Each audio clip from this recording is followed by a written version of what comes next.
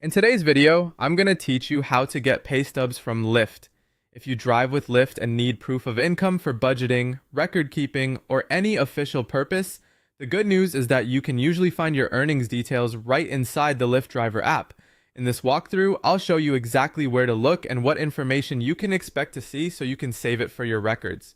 To get started, open the Lyft Driver app on your phone and sign into your account if you aren't already logged in.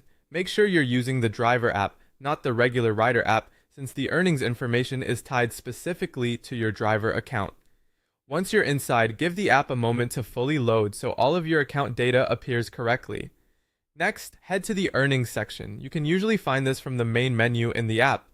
This is where Lyft organizes your payment history and weekly summaries. If you're looking for something similar to a pay stub, this area is the most important place to check because it breaks down how much you earned and where that money came from. After that, select the weekly earnings summary for the specific week you want to review. If you need income details for a certain pay period, take your time and choose the correct week. This is especially helpful if you're gathering documentation for multiple weeks and want to keep everything organized.